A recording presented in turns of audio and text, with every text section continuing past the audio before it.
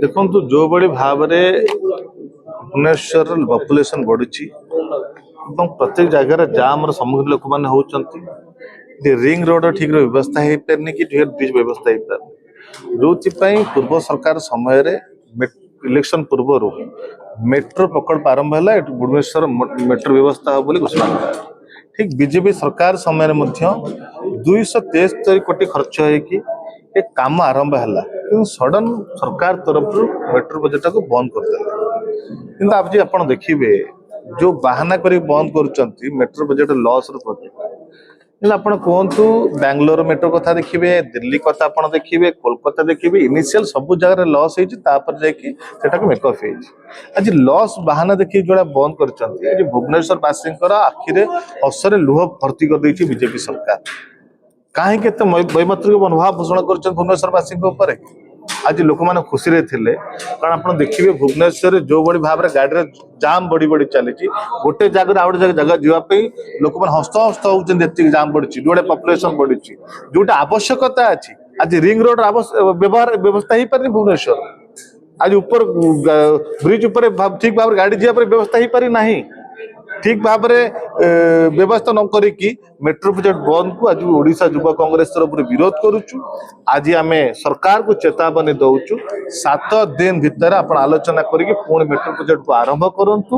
भुवनेश्वर वासी स्वार्थ ओडिशा युवा कांग्रेस चुप बसवा ना जो बड़ी भाव में दुर्बार आंदोलन करता आंदोलन कर अश्विनी वैष्णव मुख्यमंत्री युवकों को जोरदार विरोध देखु सरकार ठीक भाव तालमेल ना आप गरीब जनता 273 कोटी टैक्स पैसा को बड़ी भाव में विनियोग कर बंद कर से अर्थ कहीं लॉस कले आप रेलवे सेंटर अथॉरिटी को सर्वे कर टंका देले या काम आरंभ कले काम आरंभ कर लोकेशन देले त्रिशोड़िया विजु पट्टनायक जो को लोकेशन देके आप जीव बोली सब आरंभ सडन कहीं बंद कले से अर्थ कहीं लॉस कले आज भुवनेश्वर वासी को समस्त डिमांड होची कि मेट्रो प्रोजेक्ट आरंभ आवश्यकता अच्छी कारण जो बड़ी भाव में भुवनेश्वर जाम होची गमनागमन असुविधार सम्मुखीन होती मेट्रो निहाती आवश्यकता विधायक थे बाहर संध्या जातु गाड़ी धरिकी सी जापर कष्ट कौन अच्छी विधायक पाखे किसी नॉलेज ना विधायक के जानी पारु ना जो बड़े मतलब जयदेव बिहार पटियार संध्यार जो अवस्था रोचे रसुलगढ़ भुवनेश्वर राजधानी पर जो अवस्था रोचे बारंबार एक्सीडेंट सम्मुखीन होती तार नॉलेज ना मनोभाव ये स्टेटमेंट देते आज भुवनेश्वर वासी निहात आवश्यक निश्चित सरकार को सीरियसनेस ना सरकार भीतर तालमेल ना जो